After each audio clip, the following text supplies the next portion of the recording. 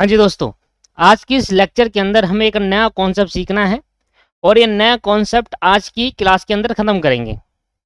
सबसे पहली बात कि ये नया कॉन्सेप्ट है क्या? नया कॉन्सेप्ट ये है कि accounting for reserves and accumulated profit and reserve. सबसे पहले बताएंगे रिजर्व एक अकेला पॉइंट है और एक्यूमुलेटेड प्रॉफिट एंड लॉस एक अलग पॉइंट है। सबसे पहले बात करूंगा कि रिजर्व कहते किसे हैं। तो इसके लिए मैंने एक पर्टिकुलर वीडियो यूट्यूब पर डाल रखी है। डिफरेंस बिटवीन उसका नाम लिखेंगे अगर आपको देखनी है रिजर्व का मतलब एक्चुअली समझना है कि एक्चुअली में रिजर्व होता क्या है एंड प्रोविजंस क्या होते हैं, इनका मतलब अगर आपको समझना है तो आप डालिए यूट्यूब पे difference between provision and reserve by Deepak classes. पहली नाम पे वीडियो आ जाएगी और वो वीडियो आप देख लेना। तो difference between provision and reserve by Deepak classes पूरा लिखिएगा तो वीडियो आ जाएगी। वहां पर आपको डिफरेंशिएट समझ में आएगा कि रिजर्व और प्रोविजन में क्या डिफरेंस होता है। तो यहां मैं मीनिंग की बात नहीं कर रहा, बात करते हैं accumulated profit and reserve, profit and loss. इसका मतलब हो गया कि 5 साल अगर आपने बिजनेस करा तो 5 साल में आपके बिजनेस के अंदर कितना प्रॉफिट हुआ, एक्यूमुलेटेड मतलब इकट्ठा प्रॉफिट या फिर इकट्ठा लॉस अगर कहीं दिख रहा है तो उसकी अकाउंटिंग ट्रीटमेंट करनी होगी।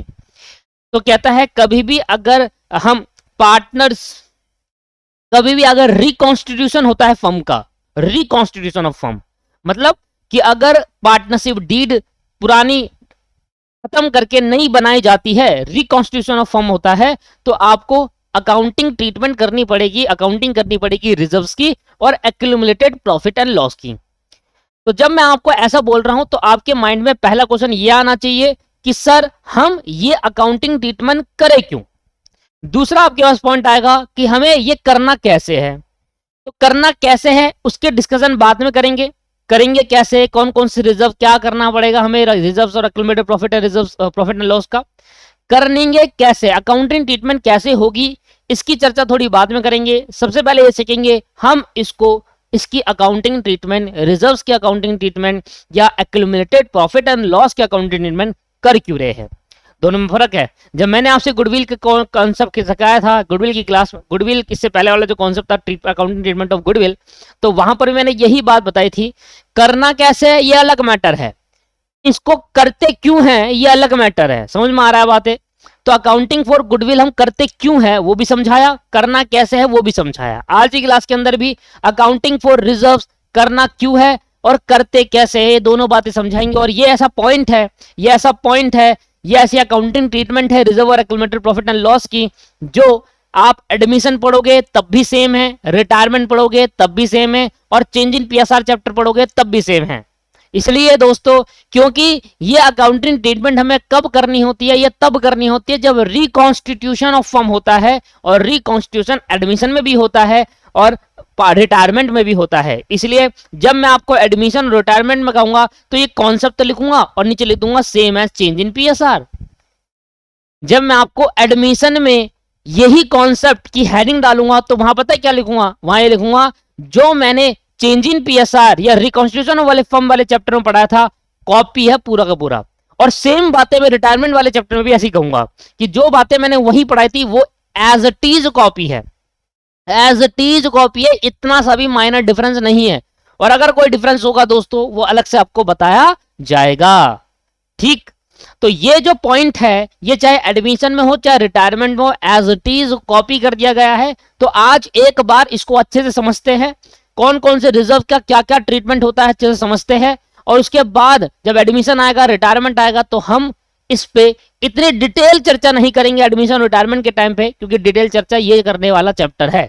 ठीक है दोस्त, चलो स्टार्ट करते हैं क्यों हम ये अकाउंटिंग ट्रीटमेंट करते हैं, समझते हैं। देखो, reserves is a part of profit जो कि हम बचाते हैं अपने फ्यूचर अनसर्टेनिटी को रिकवर या फिर लॉस को रिकवर करने के लिए।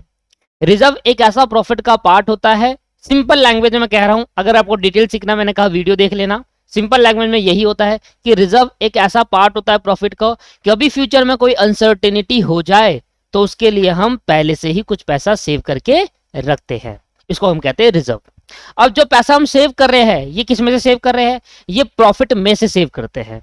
तो reserve is a part of profit जो कि हम उस प्रॉफिट में से निकाल लेते हैं। मान लो ड्यूरिंग द ईयर, मान लेते हैं कि आज कौन सा समझते हैं कॉन्सेप्ट, भाई इस बिजनेस को काम करते करते एक फर्म है ABC firm, ABC limited, ABC limited एक फर्म है मान लेते हैं। और दोस्तों इस फर्म को बिजनेस में काम करते करते आज 5 साल हो गए हैं। तो पहला साल, दूसरा साल, तीसरा साल, चौथा साल और 5वां साल, और फ्यूचर में और काम करेंगे। इस 5वें साल के अंदर इस बिजनेस ने ये डिसाइड करा, इस फर्म ने ये डिसाइड करा क्यों ना हम अपना प्रॉफिट शेयरिंग रेशियो को चेंज करें, चेंज इन पीएसआर।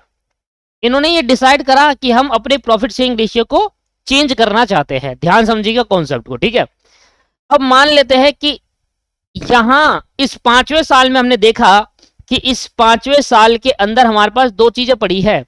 क्या पड़ी है? दो चीजें। एक तो हमारे पास रिजर्व पड़ा है। अब रिजर्व तो मैंने टोटल रिजर्व ले लिया दोस्तों। रिजर्व के अंदर बहुत अलग अलग टाइप्स के रिजर्व आ सकते हैं, वो क्या होते हैं हम अभी डिस्कस करेंगे। पर अभी मैंने कहा रिजर्व। अब रिजर्व हर एक स्पेसिफिक अलग अलग के लिए बना सकता है। जनरल रिजर्व भी हो सकता है ना, आप जानते हो जनरल रिजर्व हो गया। रिजर्व मैंने कहा कि इस 5वें साल में, जब जिस 5वें साल में ये फर्म जो है वो 5 साल काम कर चुकी है, 5 साल इन्होंने प्रॉफिट को अर्न करा। इस ड्यूरिंग द ईयर इन्होंने अपने प्रॉफिट को अर्न करा 5 साल। कुछ प्रॉफिट यहां अर्न करा, कुछ यहां अर्न करा, कुछ यहां अर्न करा और कुछ यहां अर्न करा। और हर साल जब प्रॉफिट अर्न करते थे तो हर साल के प्रॉफिट में से कुछ पैसा निकाल कर रिजर्व को बनाते थे। और ये रिजर्व बनाने का पर्पस सिर्फ ये होता था कि प्रॉफिट में से कुछ हिस्सा निकालकर सेव कर लो। तो इन्होंने कुछ सेविंग करी, और सेविंग क्या करी कि हर साल के प्रॉफिट में से कुछ हिस्सा निकालकर आपने कुछ पैसा सेव कर लिया। सेव कर लिया। अब ये जो पैसा सेव करा है इसको इकट्ठा कर देते हैं, ठीक है। इसको हमने क्या कर दिया? इकट्ठा कर दिया, और इसको नाम दे दिया हमने क्या? रिजर्व। अब हमने कहा कि अभी तक हमने 4 या 5 सालों के अंदर टोटल 2 लाख रुपए सेव कर लिए। अब मेरी बात समझना, ये 2 लाख रुपए सेव आपने जो करे ये पुराने पार्टनर के प्रॉफिट शेयरिंग रेशियो के हिसाब से आपने सेव करे। तो समझाइए एक बार डिटेल में क्या मतलब हुआ। जस्ट मान लो कि पहले साल में, अगर सुना ध्यान से मैं क्या कहने चाह रहा हूं, सुना ध्यान से। मान लो कि अगर पहले साल में प्रॉफिट होता, थोड़ा नीचे करूंगा मैं, आपको बस बेसिक बातें समझा रहा हूं। पहले साल में मान लेते हैं प्रॉफिट हुआ फर्म को 5 लाख रुपए का। पहले साल में 5 लाख का फर्म को प्रॉफिट हुआ, और फर्म ने कहा कि क्यों ना इसमें से 10% पैसा सेव कर लिया जाए। तो इन्होंने 10% पैसे को रिजर्व बना लिया।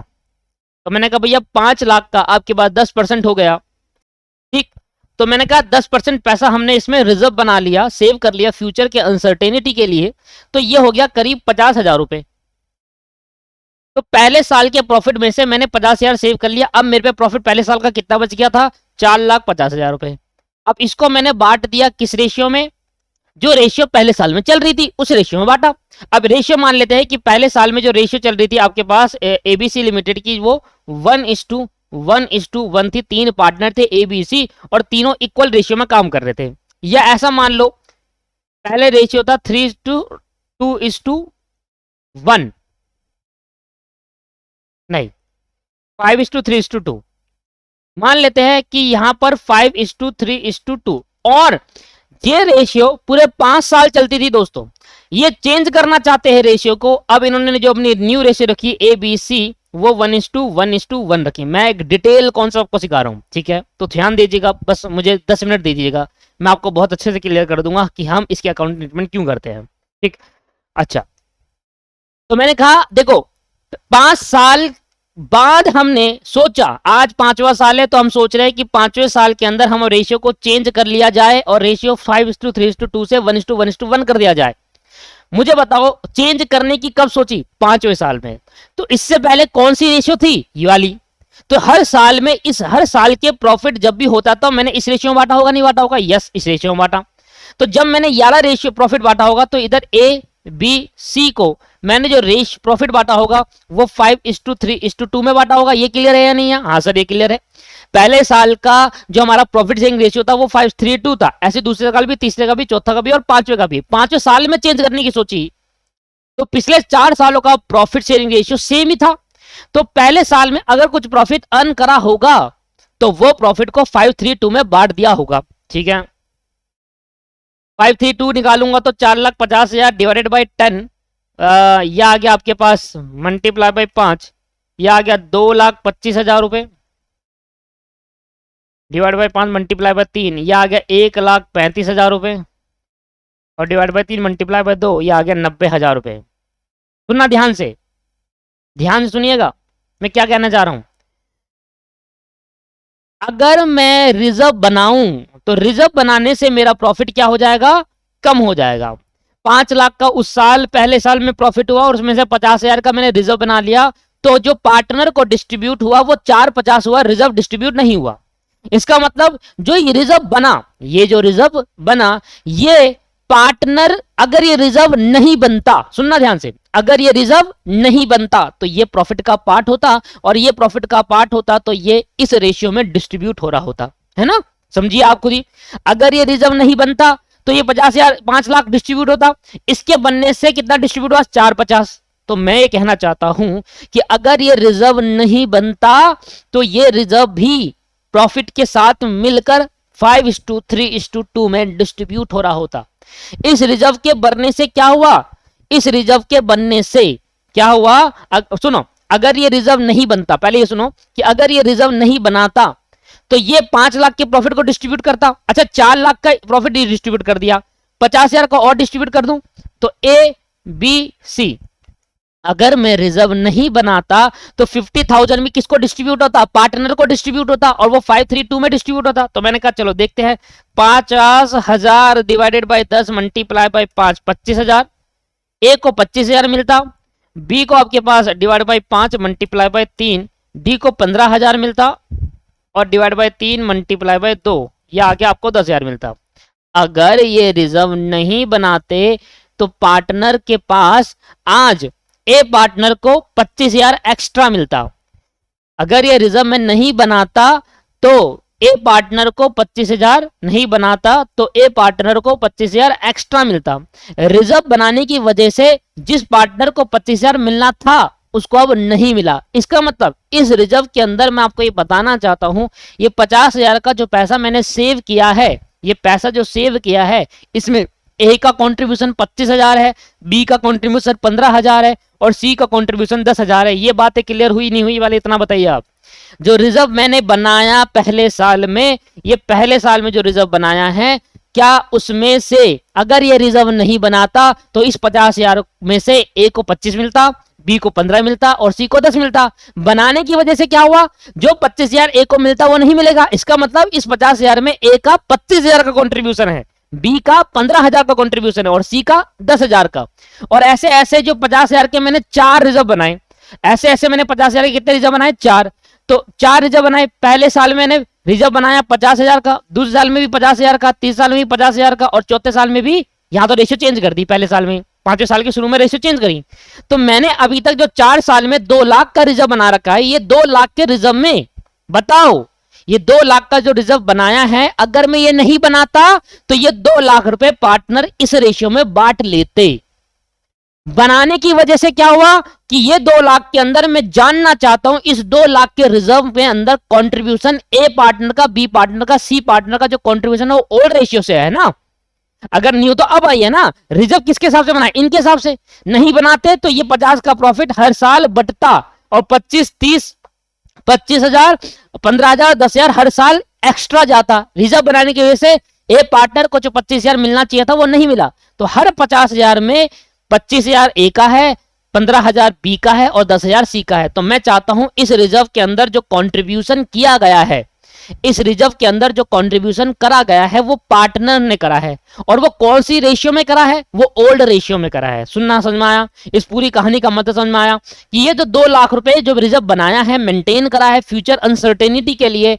इस 2 लाख के अंदर जो 50 हर साल सेव करे थे प्रॉफिट की बात से, हर 50,000 रुपए सेव करने की वजह से हर एक पार्टनर को 50,000 कम मिला। और मैं चाहता हूं कि बताओ इस प्रॉफिट में से जो रिजर्व मैंने सेव करा, इसमें ए बी सी का हिस्सा कितना है, बताओ। न्यू रेशियो के हिसाब से हिस्सा होगा या ओल्ड के हिसाब से, सर ओल्ड के हिसाब से, क्योंकि ये 2 लाख रुपए पिछले 4 सालों के से मिलकर आया है। पिछले 4 सालों में ओल्ड रेशियो चल रही थी, अब भाई न्यू रेशियो। ठीक है, तो मुझे बताओ इस रिजर्व में 2 लाख के प्रॉफिट में, 2 लाख के रिजर्व में इनटू डिवाइडेड बाय 5:3:2 है, मतलब डिवाइडेड बाय 10 मल्टीप्लाई बाय 5। तो ए का जो कंट्रीब्यूशन है 4 साल में, 1 साल में 25,000 का कंट्रीब्यूशन छोड़ा उसने, तो 4 साल में 1 लाख हो गया। बी का कंट्रीब्यूशन कितना है 60,000 और सी का कंट्रीब्यूशन कितना है 40,000। तो आप समझिए कि इस 2 लाख रुपए का जो पैसा सेव हुआ है उसमें वो प्रॉफिट जो 1 लाख रुपए का ए को मिलता वो नहीं मिला क्योंकि सेव कर लिया। तो ए का कंट्रीब्यूशन इसमें 1 लाख का है, बी का कंट्रीब्यूशन 60,000 का, सी का चले। तो मैं ये कहना चाहता हूं, पूरी कहानी का जो कंक्लूजन निकला ये कहना चाहता हूं कि जो रिजर्व बनता है वो ओल्ड रेशियो के हिसाब से बनता है जो अभी तक चला आ रहा था। सुना, समझ में आया, क्लियर है या नहीं? हम सेम एज इट इज कभी कभी ऐसा होता है कि हम प्रॉफिट में से रिजर्व में निकालते हैं और कुछ प्रॉफिट का पार्ट हम सेव करते हैं for the purpose of reserve, नहीं फॉर एक्यूमुलेटेड प्रॉफिट। उसको बांटते नहीं है, रख लेते हैं, बच जाता है बांटने से, तो वो एक्यूमुलेटेड प्रॉफिट बन जाता है। धीरे धीरे प्रॉफिट का पार्ट रह जाता है बांटने से, तो वो प्रॉफिट बन जाता है, इसलिए एक्यूमुलेटेड प्रॉफिट और लॉस कहते हैं उसे। ठीक है, तो अभी मैं रिजर्व की कहानी सुना रहा हूं, सेम एक्यूमुलेटेड प्रॉफिट की कहानी है। वो भी हम कुछ पैसा बचा लेते हैं, प्रॉफिट के नाम पे ही उसको बैलेंस शीट में शो करते हैं और वो पैसा हम आगे जाकर डिस्ट्रीब्यूट नहीं करते, तो वो भी बच जाता है। जब एक्यूमुलेटेड प्रॉफिट बचता है तो वो भी किसके लिए बचता है, वो भी ओल्ड रेशियो के हिसाब से बचता है। जैसे कि मान लेते हैं कि पहले साल में 50,000 का प्रॉफिट हुआ, जिसमें से 5 लाख का प्रॉफिट हुआ, जिसमें से 50,000 का रिजर्व सेव कर लिया और 10,000 का या 20-30,000 का प्रॉफिट को मैंने डिस्ट्रीब्यूट नहीं करा, वो रख लिया आगे जाकर। ठीक है, तो प्रॉफिट को भी हम कभी कभी क्या होता है कि कुछ प्रॉफिट हम डिस्ट्रीब्यूट नहीं करते और उन प्रॉफिट को अलग से रख दिया जाता है, और जब रखा जाता है तो वो जब 3-4 साल का इकट्ठा हो जाता है उस प्रॉफिट को एक्यूमुलेटेड प्रॉफिट कहा जाता है। ठीक है, चलो, तो सेम कहानी है एक्यूमुलेटेड प्रॉफिट की, पर ये समझो रिजर्व के पॉइंट ऑफ व्यू से सिखा रहा हूं।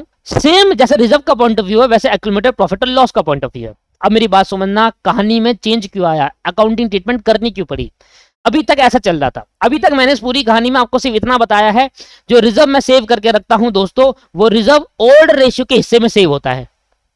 अगर मैं प्रॉफिट शेयरिंग रेशियो चेंज कर दूं, अगर मैं प्रॉफिट शेयरिंग रेशियो चेंज कर दूं, तो आज के बाद से जो भी अब रेशियो चलेगा, आज के बाद से 6वां साल, 7वां साल, 8वां, 9वां साल, इस अगले सालों में अब जो रेशियो होगा वो ये माना जाएगा।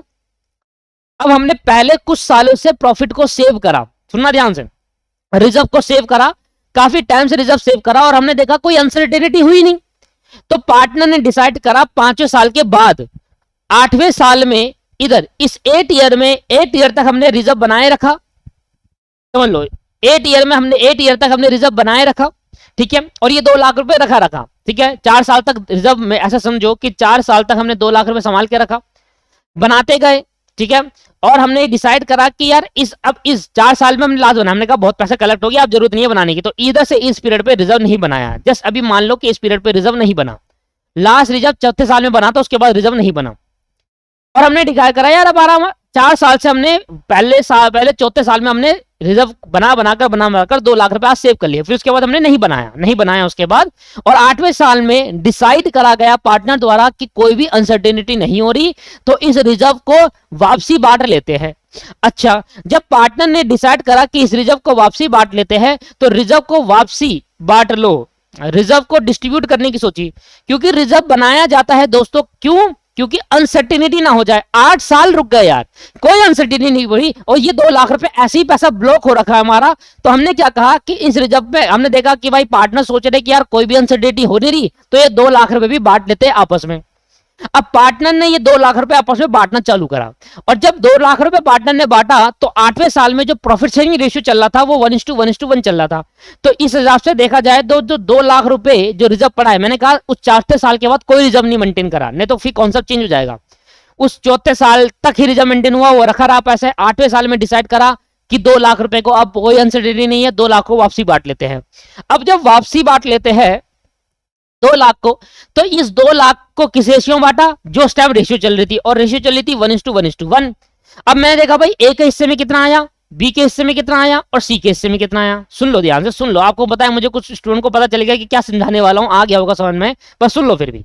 ठीक, अब इनको बांटते हैं, 2 लाख को 1:1:1 में करते हैं, तो 2 लाख डिवाइडेड बाय 3 कर देते हैं, तो आ गया 66,667 66,667 और सबको क्या मिल गया दोस्तों, इक्वल मिल गया। 6 रखना पड़ेगा ना, ठीक। अब यार बात समझना क्या हुआ। अब हमने क्या करा, रिजर्व को अगर हम यहां इस साल हमने प्रॉफिट शेयरिंग रेशियो को चेंज कर दिया। चेंज करने की वजह से यह हुआ कि रिजर्व जो लिया गया था वो ओल्ड रेशियो में लिया गया था।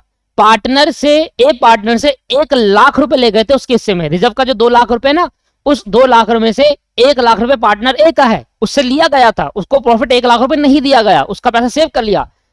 60,000 रुपए बी का है और 40,000 रुपए सी का है। अब हमने क्या करा, जब हमने देखा कि यार रिजर्व में कोई भी अनसर्टेनिटी नहीं आ रही, तो हमने इसको प्रॉफिट को डिस्ट्रीब्यूट कर दिया। डिस्ट्रीब्यूट करेंगे, ओल्ड रेशियो में नहीं करेंगे दोस्तों। उस साल जो रेशियो, ओल्ड रेशियो तो खत्म हो गया, नया पीएसआर बन गया भैया, नया पार्टनरशिप डीड आ गया। तो उस टाइम जो शेयरिंग रेशियो चल रहा था उस रेशियो में बांटेंगे। उस रेशियो में बांटा तो हमने इस तरीके से आया। जब हमने कंपेयर करा तो कंपेयर करके हमें ये लगा कि यार ये तो धोखा हो गया। धोखा क्या हुआ, जब रिजर्व क्रिएट करा था तो पार्टनर ए से 1 लाख लिया गया था, मतलब 1 लाख रुपए पार्टनर ए के हिस्से से आया था। और जब उसको रिजर्व को, उसी रिजर्व को डिस्ट्रीब्यूट कर रहे हैं तो पार्टनर ए को सिर्फ 66,667 रुपए दे रहे हैं।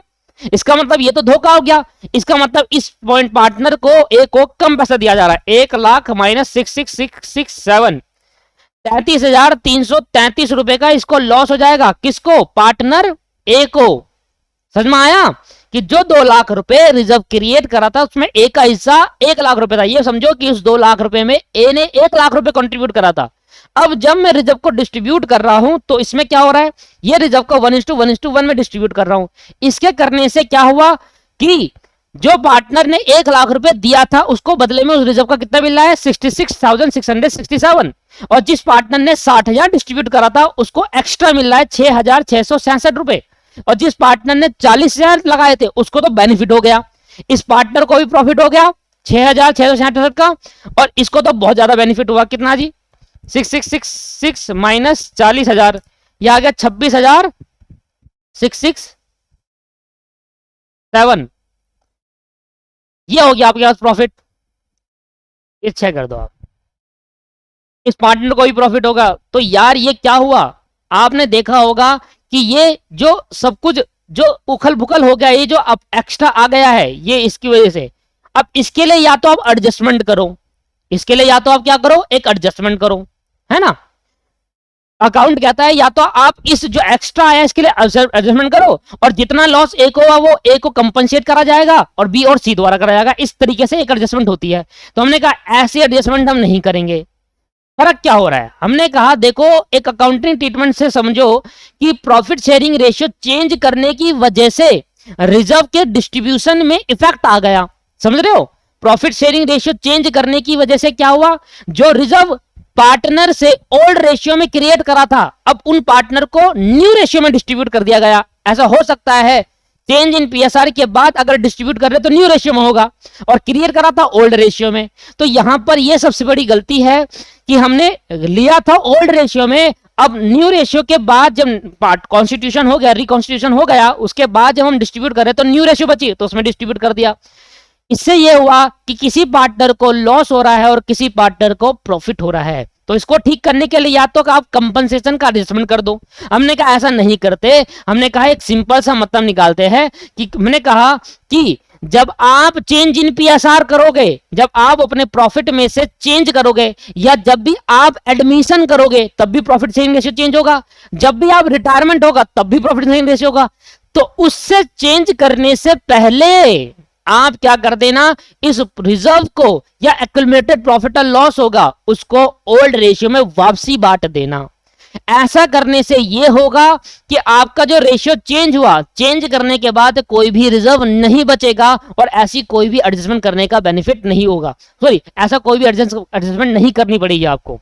लॉजिक समझो, मैं क्यों अकाउंटिंग ट्रीटमेंट कर रहा हूं रिजर्व और एक्यूमुलेटेड प्रॉफिट और लॉस का, इसलिए कर रहा हूं। अकाउंटिंग ट्रीटमेंट क्या है, अकाउंटिंग ट्रीटमेंट जो है इसकी वो ये है कि आप इसको, अकाउंटिंग ट्रीटमेंट ये है कि इस रिजर्व हो या एक्यूमुलेटेड प्रॉफिट हो, इन दोनों को आप प्रॉफिट शेयरिंग रेशियो चेंज करने से पहले ओल्ड रेशियो में वापसी इनको डिस्ट्रीब्यूट कर देना। ऐसा करने का रीजन ये है कि अगर आप इसको ओल्ड रेशियो में नहीं बांटोगे और आपने रिकॉन्स्टिट्यूशन कर दिया तो उसके बाद ये चीज न्यू रेशियो में बटेगी। रिजर्व अगर आपने पहले नहीं बांटा और नहीं बांटा, वो रखा रहा, और आपने चेंज इन पीएसआर कर दिया, आपने रिकॉन्स्टिट्यूशन कर दी फर्म का, तो ये रिजर्व अब आगे जाकर जो नया पीएसआर आएगा उस रेशियो में बटेगा। और ऐसा होने से किसी पार्टनर को लॉस और किसी पार्टनर को बेनिफिट हो जाएगा। हम नहीं चाहते कि किसी पार्टनर को लॉस और किसी पार्टनर को बेनिफिट हो, इसलिए जब भी हम रिकॉन्स्टिट्यूशन करेंगे तो रिजर्व और एक्यूमुलेटेड प्रॉफिट को उससे पहले डिस्ट्रीब्यूट कर देंगे। करने का रीजन क्या है? अगर डिस्ट्रीब्यूट नहीं करा और आगे जाकर हमने रिजर्व को डिस्ट्रीब्यूट करा तो हम न्यू रेशियो में डिस्ट्रीब्यूट करेंगे और उससे किसी पार्टनर को लॉस और किसी पार्टनर को बेनिफिट हो जाएगा। दैट द कॉन्सेप्ट कि हम ये रिजर्व एक्यूमुलेटेड प्रॉफिट की अकाउंटिंग ट्रीटमेंट क्यों कर रहे हैं। अकाउंटिंग ट्रीटमेंट क्यों कर रहे हैं, रीजन समझ में आया? इसलिए कर रहे हैं कि अगर आज इसको अकाउंटिंग ट्रीटमेंट क्या है? अकाउंटिंग ट्रीटमेंट है कि ओल्ड रेशियो में चेंज इन पीएसआर से पहले डिस्ट्रीब्यूट कर दो। इससे यह होगा जिस रेशियो में लिया गया था उस रेशियो में वापसी दे दिया, किसी को कोई भी लॉस नहीं होगा, किसी को कोई बेनिफिट नहीं होगा। अकाउंटिंग ट्रीटमेंट क्यों कर रहे हैं? अगर ऐसा नहीं किया तो आगे जाकर इस रिजर्व को हम न्यू में बांटेंगे और उससे किसी पार्टनर को बेनिफिट और किसी पार्टनर को लॉस हो जाएगा। तो आगे जाकर ऐसा ना हो, इसलिए इधर अकाउंटिंग ट्रीटमेंट करनी पड़ेगी हमें। और अकाउंटिंग ट्रीटमेंट ये करनी पड़ेगी कि उस रिजर्व या एक्यूमुलेटेड लॉसेस को हम वापसी पार्टनर को दे देंगे और जिस रेशियो में लिया गया था उस रेशियो में ही वापसी कर देंगे। That the concept. Accounting treatment reserve and accumulated profit and loss की क्यों करते हैं और करते हैं तो क्या करते हैं, समझ में आया? क्यों करते हैं समझ में आया? नहीं रखेंगे, नहीं बांटेंगे वापसी ओल्ड रेशियो में उनको पीएसआर चेंज होने से पहले, तो आगे जाकर किसी पार्टनर को लॉस या बेनिफिट हो सकता है। ऐसा ना हो इसलिए प्रॉफिट शेयरिंग रेशियो जब आप चेंज करोगे उससे पहले आप इसको डिस्ट्रीब्यूट कर देना। लॉजिक क्लियर है? समझ में आया कि हम ये रिजर्व की अकाउंटिंग ट्रीटमेंट या एक्यूमुलेटेड लॉसेस की अकाउंटिंग ट्रीटमेंट क्यों करते हैं और करते कैसे हैं? करते कैसे हैं कि हम इसको ओल्ड रेशियो में डिस्ट्रीब्यूट कर देंगे। ऐसा करने से जिस रेशियो में लिया गया था उस रेशियो में डिस्ट्रीब्यूट हो गया। क्लियर है या नहीं है? कॉन्सेप्ट क्लियर है या नहीं? Yes sir. तो यहां पर एक लाइन लिखना चाहता हूं, eight the time of change in PSR, eight the time of change in PSR, eight the time of change in profit sharing ratio, at the time of change in PSR, at the time of change in PSR, if there is any reserve, if there is any reserve and accumulated profit or losses, if there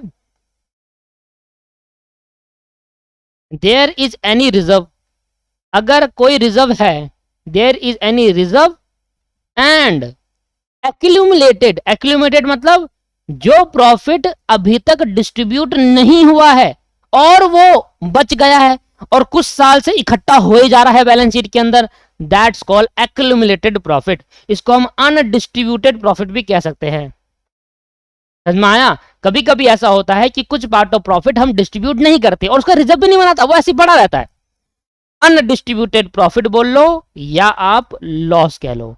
तो अगर आपके पास अगर eight the time of change in PSR में change करने से जब मैं admission कराऊंगा ना आपको, तो एडमिशन में बस ये कहूंगा eight the time of admission, बस इतना सा लिखूंगा यहां पर, बाकी सारा वही है। रिटायरमेंट केस में क्या लिखूंगा? Eight the time of retirement, बस इतनी इस लाइन में चेंज होगा, करना वही है सभी केस के अंदर। चेंज इन पीएसआर केस में at the time of change in PSR, if there is an reserve, अगर if there is a reserve and accumulated profit and loss, अगर कोई रिजर्व है in the books of account, in the books of account, then before reconstitution,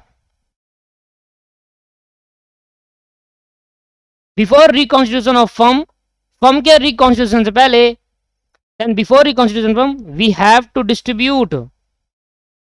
to distribute the reserve and accumulated profit, reserve and accumulated profit या loss, कुछ भी हो सकता है दोनों में से, in their old ratio, in their old ratio. और ऐसा क्यों करते हैं, ऊपर मैंने आपको लॉजिक दिया। ऐसा अगर नहीं करेंगे तो फ्यूचर में किसी पार्टनर को जब डिस्ट्रीब्यूट करेंगे रिजर्व को फ्यूचर में, तो किसी पार्टनर को लॉस होगा और किसी पार्टनर को बेनिफिट होगा, क्योंकि फ्यूचर में 1:1 में न्यू रेशियो में बांटा जाएगा, क्योंकि उस टाइम न्यू ही रेशियो लागू होगी। क्लियर है या नहीं है? तो आज के बात यह है कि अगर कभी भी दोस्तों बुक्स ऑफ अकाउंट में रिजर्व दिखता है या फिर आपके पास बुक्स ऑफ अकाउंट में एक्यूमुलेटेड प्रॉफिट और लॉसेस दिखता है, मतलब बुक्स ऑफ अकाउंट में बैलेंस शीट के अंदर आपको रिजर्व दिख रहा है कहीं, या बैलेंस शीट में आपको लायबिलिटी साइड में पीएनएल अकाउंट दिख रहा है, या एसेट साइड में पीएनएल अकाउंट करके शो हो रहा है, तो एसेट साइड में जो पीएनएल अकाउंट होगा, पहले ये समझो, ये भी काफी स्टूडेंट को नहीं पता होता। बैलेंस शीट के अंदर दोस्तों ये लायबिलिटी साइड हो गई और ये एसेट साइड हो गई। कभी कभी बैलेंस शीट में ना आपको यहां पर प्रॉफिट एंड लॉस अकाउंट दिखा होता है, और कभी कभी लायबिलिटी साइड में आपको प्रॉफिट एंड लॉस अकाउंट दिखा होता है। इन दोनों प्रॉफिट एंड लॉस अकाउंट का मतलब क्या है? वो प्रॉफिट एंड लॉस अकाउंट जो एसेट साइड में दिख रहा है इसको हम लॉस कहते हैं, लॉस। और वो प्रॉफिट एंड लॉस अकाउंट जो लायबिलिटी साइड में दिखता है ये हमारा एक्यूमुलेटेड प्रॉफिट होता है, अनडिस्ट्रीब्यूटेड प्रॉफिट। ये क्या हो गया? एक्यूमुलेटेड प्रॉफिट, या एक्यूमुलेटेड ना बोल के अनडिस्ट्रीब्यूट कह सकते हो, और ये हो गया एक्यूमुलेटेड लॉस, अभी तक का जितना लॉस हुआ एक्यूमुलेटेड लॉस। और इन दोनों में से दोस्तों एक ही होगा, ऐसा नहीं है कि आपको दोनों चीजें एक ही बैलेंस शीट में दे रही है, या तो लॉस होगा या तो प्रॉफिट होगा, दोनों कैसे हो सकता है एक साथ, है ना? तो अगर आपको कहीं पर समझ में आया बैलेंस शीट के अंदर, अगर ऐसा क्यों, ऐसा इसलिए क्योंकि लायबिलिटी का नेचर क्रेडिट होता है और प्रॉफिट का नेचर भी क्रेडिट होता है, इसलिए क्रेडिट आइटम क्रेडिट साइड में दिखेंगे। एसेट का नेचर डेबिट होता है और लॉस का नेचर डेबिट होता है ना? Debit all the losses and expense, credit all the income and gain. तो अगर आपके पास लायबिलिटी का नेचर क्रेडिट है तो जो profit PNL account liability side में दिख रहा होगा वो प्रॉफिट होगा, क्योंकि प्रॉफिट का नेचर क्रेडिट होता है। एसेट का नेचर डेबिट है, इसलिए लॉस जो दिख रहा होगा पीएनएल अकाउंट अगर आपको दिख रहा होगा वो लॉस होगा एसेट साइड में। ठीक है, तो अगर आपको ऐसा दिखता है तो इसको आप ओल्ड रेशियो में बांट देंगे दोस्तों, फ्यूचर में इसका बेनिफिट किसी पार्टनर को ना हो इस बांटने से। ठीक है, तो आओ सर जनरल एंट्री करते हैं, आओ सर जनरल एंट्री करें। जनरल एंट्री ये है कि अगर मेरे पे कोई रिजर्व है तो वो मेरे क्रेडिट साइड में शो हो रहा है, अगर मेरा कोई प्रॉफिट है तो मेरे क्रेडिट साइड पे शो हो रहा है। तो अगर मैं उसको वापसी पार्टनर में बांट दूंगा तो आप मुझे बताओ जो रिजर्व मेरे क्रेडिट साइड में शो हो रहा है अब वो रहेगा या खत्म हो जाएगा? सर खत्म हो जाएगा। और पार्टनर का प्रॉफिट अगर मैं डिस्ट्रीब्यूट कर दे रहा हूं या रिजर्व डिस्ट्रीब्यूट, तो पार्टनर कैपिटल बढ़ जाएगी कम हो जाएगी? सर बढ़ जाएगी। बड़ा सिंपल सा है। In case of reserve and accumulated losses profit, तो प्रॉफिट के केस के अंदर आप जब बांटोगे तो प्रॉफिट और रिजर्व खत्म हो जाएंगे, वो क्रेडिट नेचर के होते हैं, खत्म करने के लिए डेबिट करना पड़ेगा, और उसको जब हम बांट देंगे तो उससे पार्टनर की कैपिटल बढ़ जाएगी। क्लियर है या नहीं है? जनरल एंट्री तो उसमें दो केस में एंट्री होगी। केस नंबर 1 हो सकता है फॉर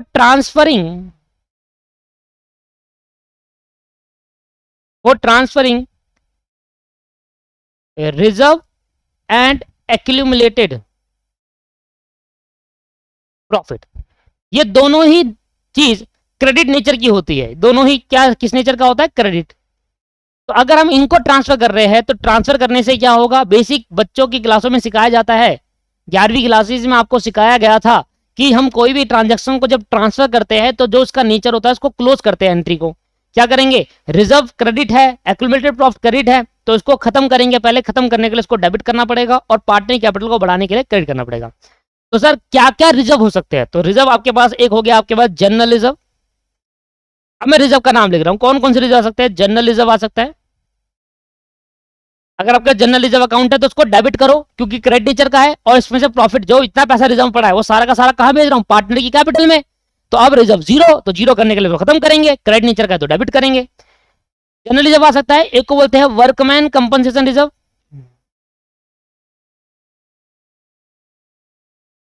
वर्कमैन कंपनसेशन रिजर्व क्या होता है इसको समझेंगे डिटेल में।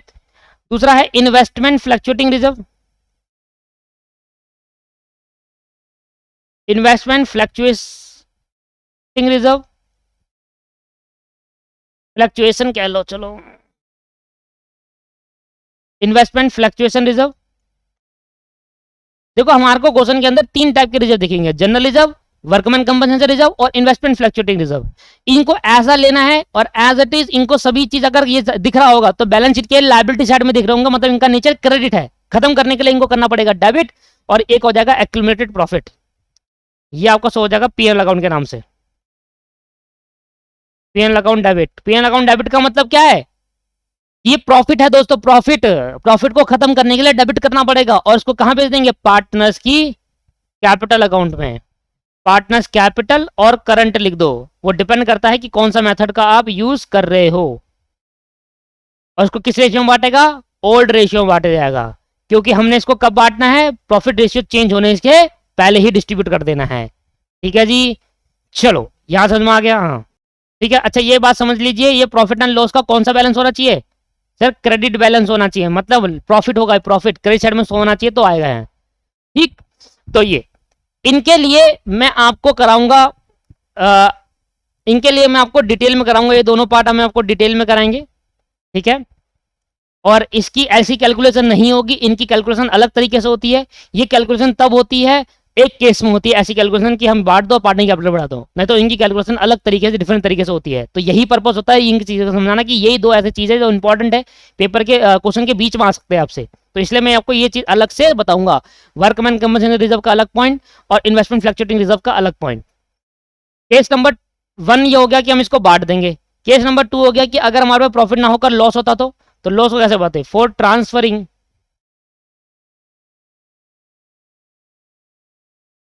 accumulated losses, for transferring accumulated losses।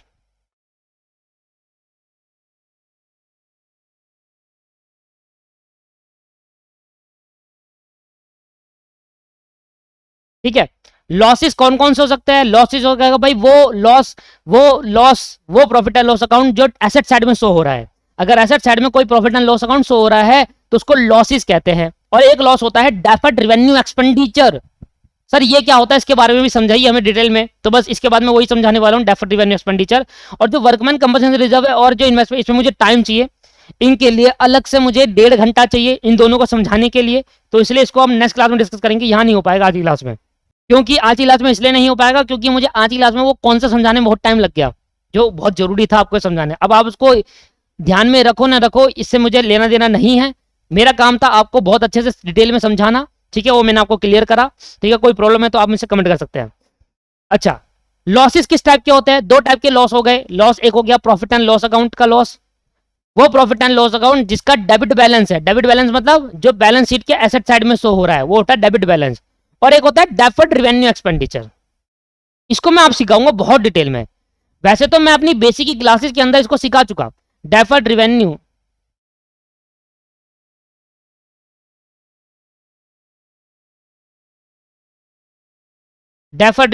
Expenditure, ये भी हमारा तरीके का क्या होता है, लॉस होता है। अगर ये लॉस है और ये लॉस को हम जब डिस्ट्रीब्यूट करेंगे तो अब पार्टनर से पैसा लेंगे, प्रॉफिट थोड़ी ना है। लॉस हुआ है फर्म को लॉस होगा तो पार्टनर अब पैसा लेकर आएगा, उसकी कैपिटल से डिडक्ट करेंगे। तो इन लॉस का जो नेचर होता है वो डेबिट नेचर का होता है, और जब इनको ट्रांसफर करेंगे तो ये खत्म करेंगे लॉस को, तो पार्टनर की कैपिटल से पैसा लेकर पार्टनर कैपिटल से पैसा चार्ज करके हम इस लॉस को रिकवर करेंगे। तो पार्टनर कैपिटल अकाउंट से पैसा निकालेंगे तो पार्टनर कैपिटल अकाउंट कम हो जाएगी। कम करने के लिए पार्टनर कैपिटल अकाउंट को डेबिट करना पड़ेगा।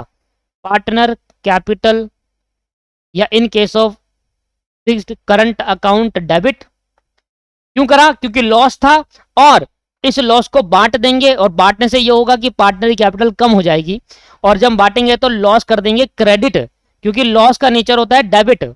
लॉस का नेचर क्या होता है, डेबिट नेचर का होता है। और अगर हम उसको क्लोज करना चाहते हैं उस एंट्री को, तो हम उसको क्रेडिट करके क्लोज करेंगे। और to deferred revenue expenditure, to deferred revenue expenditure, sir ये क्या होता है ये मैं आपको भी सिखा देता हूं। इस पूरे एक्यूमुलेटेड प्रॉफिट एंड रिजर्व के उसमें कॉन्सेप्ट में 3 चीजें इंपॉर्टेंट होती है, 4 चीजें मिली। एक तो ये कॉन्सेप्ट कि ये एक्यूमुलेटेड प्रॉफिट अकाउंटिंग ट्रीटमेंट है क्या, जो मैंने आज की क्लास में सिखाया, उसकी एंट्री किस तरीके से होगी, और इसको बांटा जाएगा ओल्ड रेशियो में। और दूसरी चीज ये कि सर डेफर्ड रेवेन्यू एक्सपेंडिचर क्या होता है, बहुत सारे स्टूडेंट को नहीं पता भाई, असली चीज नहीं पता, बहुत सारे स्टूडेंट को पता भी है। और तीसरी चीज वर्कमैन कंपनसेशन रिजर्व, और चौथी चीज इन्वेस्टमेंट। ये दो हम अपनी नेक्स्ट क्लास में डिस्कस कर लेंगे। अभी की क्लास के अंदर हमें सीखते हैं ये तो समझ में आया कि हमें क्या करना है, इन दो एंट्री से हमें क्लियर हुआ, ये क्लियर कट हो गया कि अगर मुझे बैलेंस शीट के अंदर कोई भी एक्यूमुलेटेड प्रॉफिट एंड लॉसेस दिखते हैं तो मैं उनको profit sharing reconstitution of the firm होने से पहले उनको बांट दूंगा ओल्ड रेशियो में, जिससे मुझे आगे जाके कोई भी एडजस्टमेंट ना करनी पड़े। क्लियर है या नहीं है? क्लियर हो गया। अच्छा, दूसरी बात ये कि सर डेफर्ड रेवेन्यू एक्सपेंडिचर का कॉन्सेप्ट क्या कहता है, इसको समझते हैं और आज की क्लास का ये लास्ट टॉपिक रहेगा। मैंने कहा ना मेरा पर्पस सिर्फ 1 घंटा आपको समझाना है, 2.5-3 घंटे की क्लास लेने का मतलब आप समझ लीजिए डेफर्ड रेवेन्यू एक्सपेंडिचर कि वो ना दिमाग में नहीं बैठता। आप मैक्सिमम टू मैक्सिमम 1.5 घंटा आप एक टीचर को सुन सकते हैं, ठीक है, क्योंकि यहां पर क्या होता है फेस टू फेस क्लास के अंदर ना अगर 2.5 घंटे भी हो जाए ना फेस टू फेस के अंदर तो वो लगते ही नहीं है 2.5 घंटे। क्यों? क्योंकि जब हम वीडियो की बात करते हैं तो वीडियो में पॉइंट टू पॉइंट बात कर रहे होते हैं, जब हम फेस टू फेस क्लास में होता है तो वहां हंसी मजाक होता है। अब यहाँ किससे हंसी मजाक करूं, कमरे में कोई नहीं है भाई, अकेला बैठा हूँ, स्टूडियो में कोई नहीं है, सामने कैमरा लगा उसमें बकवास कर रहा हूँ। हाँ ऐसी है, सामने कैमरा उसमें बोल रहा हूँ, मुझे लगा कैमरा को मैं समझता हूँ, एज्यूम करता हूँ कि बहुत सारे यहाँ पे स्टूडेंट बैठे हैं मेरे सामने जो मेरी बात सुन रहे हैं पर कुछ बोल नहीं रहे। समझ में आ रहा है आपको? तो इसलिए 2.5 घंटे जो फेस टू फेस क्लास होती है अगर 2.5 घंटे भी ले लो तो फर्क नहीं पड़ता, वहां पर 1 घंटा तो हम मजाक करते हैं, बहुत हंसी मजाक होता है। पर जब हम इधर पढ़ा रहे होते हैं तो यहाँ पर 1 घंटे भी ऐसा लगता है 2.5 घंटे के बराबर, लिख कर आपको 2.5 घंटे लग जाते हैं क्योंकि मैं इतना लिखवाता हूँ, ठीक है। और जो बेनिफिशियल देता है दोस्तों, अब समझते हैं कि डेफर्ड रेवेन्यू एक्सपेंडिचर होता क्या है। इसको ना हम प्यार से फिक्टिशियस एसेट भी कहते हैं। क्या कहते हैं?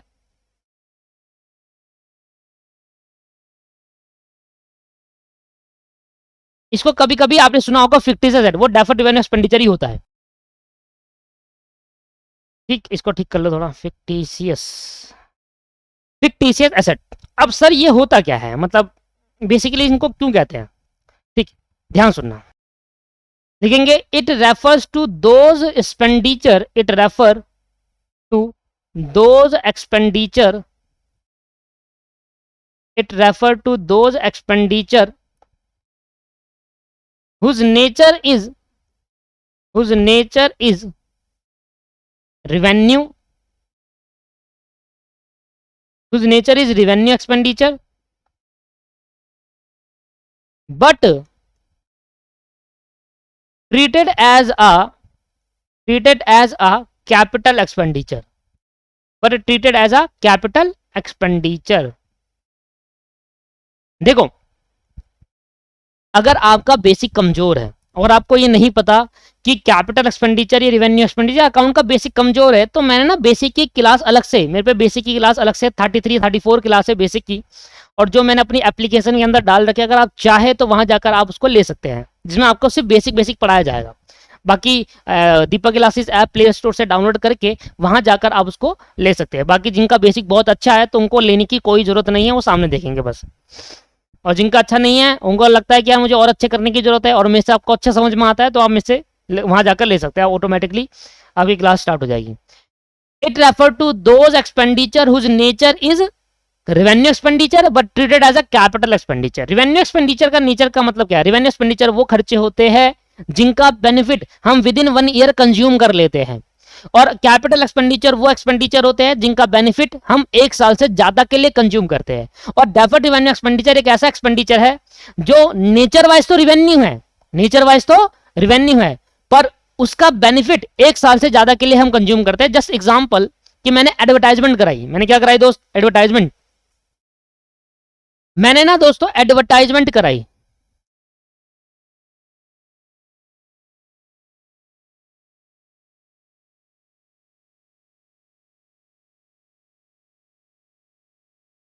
मान लो मेरी कंपनी है जोमेटो। जब जोमेटो आई थी इसने इतनी एडवर्टाइजमेंट करी, इतना एडवर्टाइजमेंट करा, इन्होंने लगाए 5,000 करोड़ रुपए एडवर्टाइजमेंट के अंदर। इन्होंने 5,000 करोड़ रुपए लगाए एडवर्टाइजमेंट के अंदर, जोमेटो ने। इन्होंने खूब एडवर्टाइजमेंट करी, और जो 5,000 करोड़ इन्होंने लगाए, इसका जो आपके पास, अब सोचो, इन्होंने इस पहले साल में इन्होंने क्या करा, फर्स्ट ईयर के अंदर इन्होंने 5,000 करोड़ का क्या करा, एडवर्टाइजमेंट करा दिया। अब जब इन्होंने एडवर्टाइजमेंट कराई तो एडवर्टाइजमेंट कराने से सब लोग जाने लगे जोमेटो को, सब लोग 1 साल के अंदर जोमेटो को जाने लगे, पर ये ड्यूरिंग द 1 साल प्रॉफिट नहीं कमाएंगे। ये उस एडवर्टाइजमेंट 5,000 खर्चा करने की वजह से इनको पूरी दुनिया जानने लग गई, पूरी इंडिया जानने लग गया, इसका मतलब इन्होंने जो 5,000 करोड़ खर्च करे, इस खर्च करने से जोमेटो को पूरी इंडिया में इन्होंने एक साल के अंदर पूरा सब जानने लगे एक साल के अंदर कि हाँ जोमेटो कुछ है या स्विगी कुछ है या फिर वीवो ओप्पो कुछ है। जब भी आई थी कंपनी, इन्होंने इतनी एडवर्टाइजमेंट कराई थी, इतनी एडवर्टाइजमेंट कराई कि लोग इनको जानने लग गए थे एक साल के अंदर बहुत अच्छे से। पर ये जो 5,000 करोड़ है, ये खर्चा जो करा गया है, पहले साल में अगर इस खर्चे को मैं क्या कर दूं, प्रॉफिट एंड लॉस अकाउंट में डेबिट कर दूं, तो मुझे एक हैवी लॉसेस मिलेगा। सुनना जरा, कंपनी को मान लो ग्रॉस प्रॉफिट हुआ 100 करोड़ का, कंपनी के खर्चे बहुत सारे हैं, मान लो कंपनी के सारे खर्चे हैं, ऑल एक्सपेंस मिलाकर मान लेते हैं 50 करोड़ है। तो अगर मैं ये खर्चा भी डाल दूं इधर, डेफर्ड रेवेन्यू एक्सपेंडिचर का एडवर्टाइजमेंट एक्सपेंस डाल दूं 5,000 करोड़ रुपए पहले साल में इसको खर्चा बना लूं, तो ऐसा करने से ये होगा दोस्तों कि मेरा यहां 100 करोड़ दिखेगा, सॉरी यहां का मेरा है यहां 5,050 करोड़ होगा, 5,050 करोड़, और लॉस हो जाएगा मेरा 4,950 करोड़ का लॉस होगा। और ऐसा करने से भैया बड़ा खराब होता है ये सिस्टम, क्योंकि आपको बहुत हैवी लॉसेस दिख रहा है। तो हमने एक कंसेप्ट बताया, अब देखो इतना लॉस होगा, और आपको पता है जब लॉस होता है तो हम टैक्स नहीं पे करते, लॉस में थोड़ा टैक्स पे कर रहे हैं, इंडियन गवर्नमेंट को टैक्स कब पे करेंगे, जब प्रॉफिट होगा। अब लॉस हो रहा है, और ऐसा लॉस कब तक होता रहेगा, हर साल होता रहेगा, जब तक ये 4,950 रुपए खर्च नहीं होंगे। तो इससे ना गवर्नमेंट को लॉस होता है दोस्तों, इससे क्या होता है, गवर्नमेंट को लॉस होता है, उनका टैक्स नहीं मिलता। तो गवर्नमेंट ने कहा या अकाउंटिंग ने कहा, आप ये कह सकते हो कि अकाउंटिंग कहता है कि आप इस 5,000 करोड़ को पहले साल में खत्म नहीं करोगे, आप इसको during the over the period of life खत्म करोगे इस 5,000 करोड़ को। ये 5,000 करोड़ एक हैवी इन्वेस्टमेंट, हैवी आपने खर्च करा है, हैवी एक्सपेंडिचर है, और इसका बेनिफिट आपको एक साल में नहीं मिलेगा, इसका बेनिफिट मोर देन 1 ईयर मिलेगा। आज जोमेटो को लोग जानने लगे, और जोमेटो से आज उस साल में नहीं, अगले 5-6 सालों तक इस जोमेटो जो एडवर्टाइजमेंट आपने कराई थी उससे लोगों को क्या मिलेगा, उससे लोग जानेंगे आपको, और उससे आपसे सामान खरीदेंगे, आपका प्रोडक्ट बिकेगा या आपके सामान बिकेगा। तो ये 5,000 करोड़ का एडवर्टाइजमेंट जो पहले साल में कराया, इसका बेनिफिट मोर देन 1 ईयर मिलेगा। मैंने कहा इसका बेनिफिट अगले 5 सालों तक आपको मिलेगा। तो पहला साल, दूसरा साल, तीसरा साल, चौथा साल और 5वां साल आपको इसका बेनिफिट मिलेगा। अब मैंने कहा देखो ये 5 साल तक इस 5,000 करोड़ का बेनिफिट मिलेगा, तो आप क्या करना, इस 5,000 करोड़ को राइट ऑफ करना over the period of A time. तो 5,000 करोड़ को जब आपने राइट ऑफ करा तो इसको 5,000 करोड़ को 5 से करेंगे डिवाइड, ये आ गया पर्टिकुलर 1,000 करोड़, और ज्यादा हो गया 5,000 करोड़ ज्यादा हो गया, इसको 500 करोड़ रख लो, नहीं तो फिर ज्यादा लगेगा आपको बहुत अमाउंट। तो ये आ गया 100 करोड़ पे हम एडवर्टाइजमेंट करेंगे, हम क्या करेंगे, राइट ऑफ करेंगे। राइट ऑफ का मतलब क्या होता है पता है, राइट ऑफ का मतलब आज को खर्चा मानो पीएनएल अकाउंट में। जब मैं पहले साल के प्रॉफिट एंड लॉस अकाउंट बनाऊंगा तो पहले साल में मैं एडवर्टाइजमेंट एक्सपेंस कितना दिखाऊंगा, सिर्फ 100 करोड़। अभी मैंने माना है कि मेरे एडवर्टाइजमेंट एक्सपेंस 5,000 करोड़ का है, 500 करोड़ का एडवर्टाइजमेंट मैंने कराया, हैवी अमाउंट है 500 करोड़, और मैंने 100 करोड़ का आपने राइट ऑफ करा, खर्चा दिखाया। तो आपने कितना खर्चा अभी नहीं दिखाया, 400 करोड़ का खर्चा नहीं दिखाया पहले साल में। तो अकाउंट ही कहता है कि वो पर्टिकुलर पार्ट जो आपने राइट ऑफ कर दिया, आप पहले साल में सिर्फ 100 करोड़ राइट ऑफ करना over the period of time, return of कितना करना, 100 करोड़। कैसे निकालेंगे कि अगर आपको 500 करोड़ अगले 5 सालों में खत्म करना है, तो पहले साल में आप 100 करोड़ करोगे, 500 को डिवाइड करेंगे 5 से तो 100 साल करोड़ हो जाएगा। तो पहले साल में आपने 100 करोड़ राइट ऑफ करा, तो अब बच कितना गया राइट ऑफ करने से, बच गया आपके बैलेंस शीट के अंदर दिखाएगा, जो बच जाता है वो बैलेंस शीट में वो अमाउंट दिखाता है जो साल के एंड में बच जाता है कंपनी के पास। सिर्फ एसेट और लायबिलिटी नहीं दिखाई जाती दोस्तों बैलेंस शीट के अंदर, बैलेंस शीट के अंदर वो दिखाया जाता है जो साल के अंदर कंपनी के पास बच जाता है। बताओ क्लोजिंग स्टॉक को एसेट में क्यों दिखाते हैं, क्योंकि वो साल के एंड में बच जाता है, इसको एसेट ट्रीट कर लेते हैं।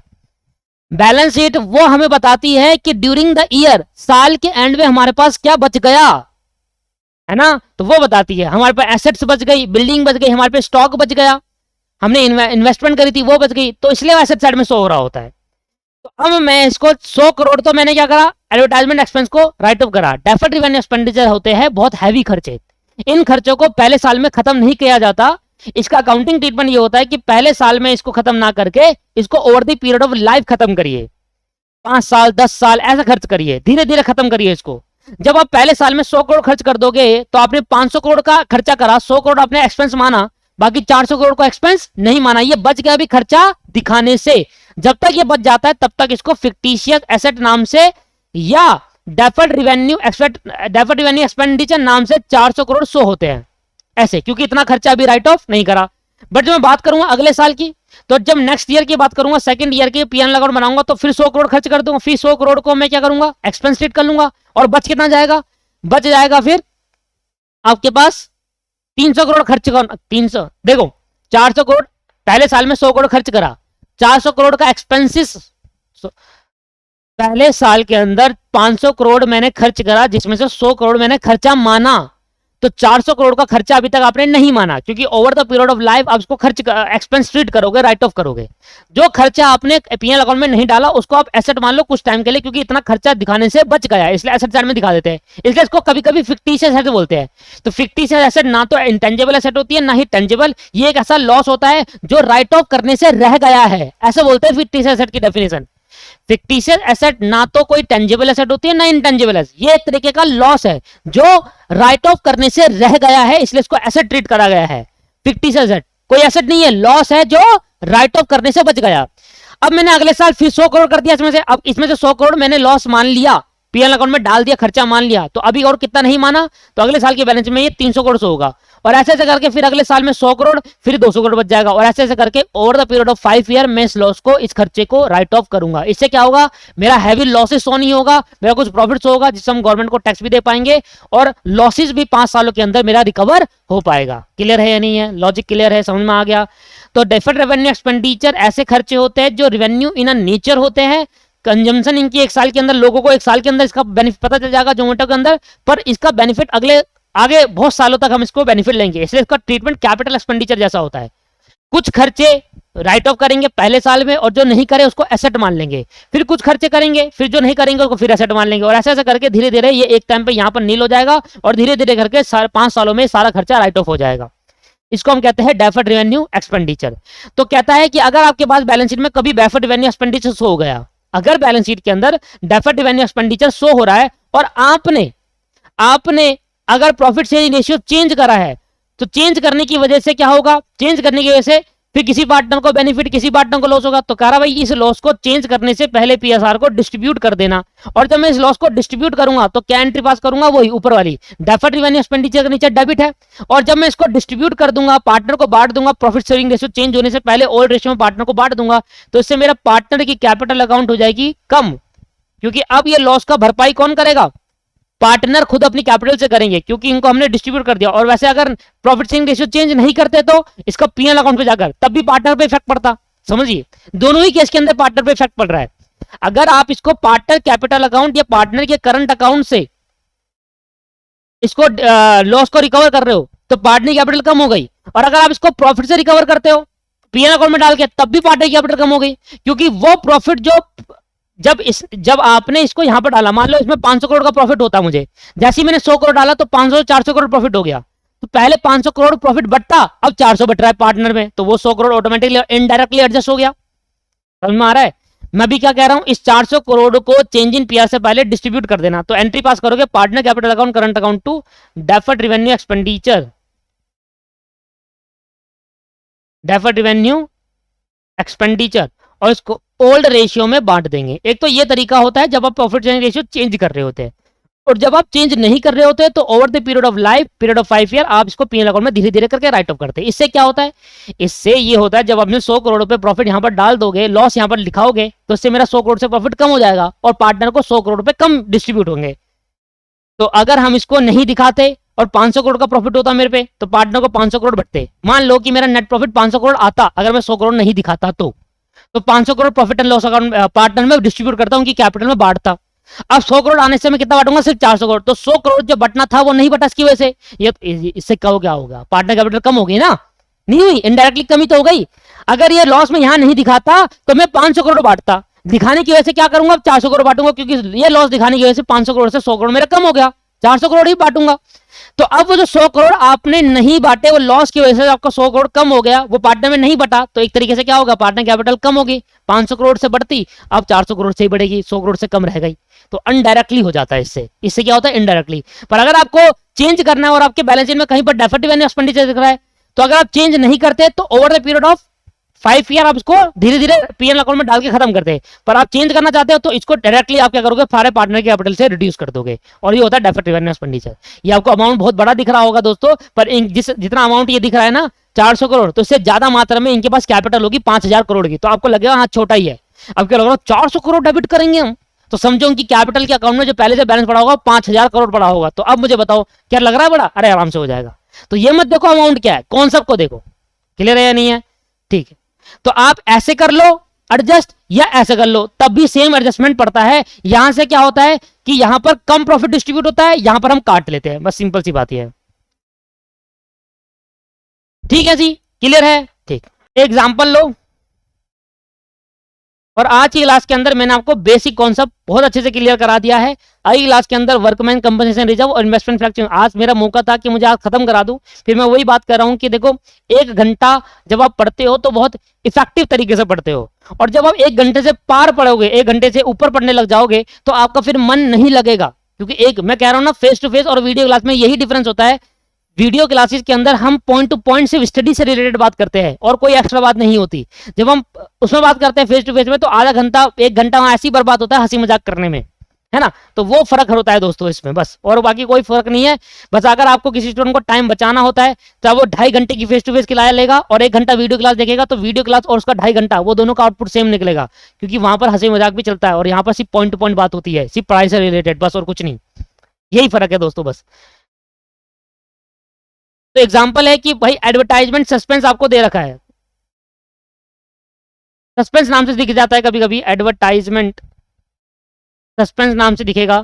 तो ये कुछ सस्पेंस अकाउंट नहीं है दोस्तों, ये एडवर्टाइजमेंट सस्पेंस मतलब इतना अमाउंट अभी और राइट ऑफ करना बाकी है बैलेंस शीट के अंदर, ये डेफिनेट रेवेन्यू एक्सपेंडिचर है। मान लो ये 20,000 रुपए है, छोटा अमाउंट ले लेता हूँ, और मेरा पार्टनर है ए और बी, और इनकी रेशियो आपके पास 4:1 ले लो, इनकी रेशियो 4:1। तो मुझे बताओ, मैं अगर प्रॉफिट शेयरिंग रेशियो चेंज करना चाहता हूं,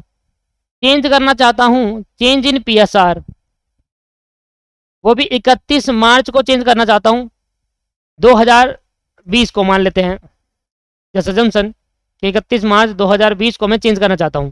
तो अब इसके अंदर क्या करना, इस 31 मार्च 2020 से पहले आपको, मतलब 1 अप्रैल 2021 हो गया, ठीक है, ये हो गया। तो इससे पहले आपको क्या करना पड़ेगा, इसको डिस्ट्रीब्यूट, मतलब साल के एंड में इसको डिस्ट्रीब्यूट कर दो। अगले साल पीएसआर चेंज हो रहा है, तो डिस्ट्रीब्यूट करने के लिए करना, इस 20,000 को आप 4:1 में बांट देंगे। ये 20,000 आपका डेबिट नेचर का है, जब बांटेंगे तो क्रेडिट करना पड़ेगा। तो एंट्री होगी 2 एडवर्टाइजमेंट सस्पेंस। ये हो गया हमारा क्या, ये हो गया हमारा deferred revenue expense distribute suspense, 20,000 रुपए, और उसको पार्टनर में बांट देंगे तो पार्टनर कैपिटल कम हो जाएगी। तो ए कैपिटल अकाउंट और बी कैपिटल अकाउंट। तो ये नहीं बता रहा कि फिक्स मेथड है फ्लैक्चुएटिंग, तो हम मान के चलेंगे फ्लैक्चुएटिंग, क्वेश्चन साइलेंट होता है तो फ्लैक्चुएटिंग मानते हैं, और 20,000 को डिस्ट्रीब्यूट कर दो 4:1 में ओल्ड रेशियो में, डिवाइड बाय 5 मल्टीप्लाई बाय 4, तो 16,000 और 4,000। तो इस तरीके से क्या बना दोस्तों, इस तरीके से अगर पेपर में क्वेश्चन में आए और आपको बैलेंस शीट में कुछ शो हो रहा हो, डेफर्ड रेवेन्यू या जनरल रिजर्व या रिजर्व्स या प्रॉफिट एंड लॉस अकाउंट या profit and loss account asset में या लायबिलिटी में, तो आप उसको ओल्ड रेशियो में डिस्ट्रीब्यूट कर देना, सिंपल सी कहानी। क्लियर है? पर डिस्ट्रीब्यूट करते क्यों है, बात इस बात की थी, ये क्लास इस चीज के लिए थी कि डिस्ट्रीब्यूट करते क्या है। तो बहुत ही सिंपल था कैलकुलेशन, क्या सिखाना था मुझे, ओल्ड रेशियो में बांट दो, ये अकाउंटिंग ट्रीटमेंट था। पर करते क्यों थे, ये आज की क्लास का अच्छा कॉन्सेप्ट था। ठीक है, नेक्स्ट क्लास में मिलते हैं, और नेक्स्ट क्लास के अंदर आपको मैं सिखाऊंगा कि वर्कमैन कंपनसेशन रिजर्व और इन्वेस्टमेंट फ्लक्चुएटिंग रिजर्व का कॉन्सेप्ट क्या है, क्या उसकी अकाउंटिंग ट्रीटमेंट है। Very very very important class, क्योंकि ये तो ऐसे कॉन्सेप्ट है जो क्वेश्चन के बीच में घुसकर आएंगे आपके पास, अलग से नहीं पूछेगा, बीच में घुसकर पूछ लेगा आपसे, और तब ऐसे हिला देता है ये कॉन्सेप्ट। इसलिए इसकी क्लास को पूरा एक टाइम लगाकर दोनों को एक ही क्लास के अंदर सीखेंगे, उसके क्वेश्चन भी करेंगे, सब कुछ करेंगे।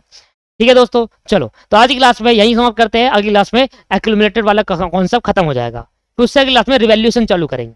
Thank you very much.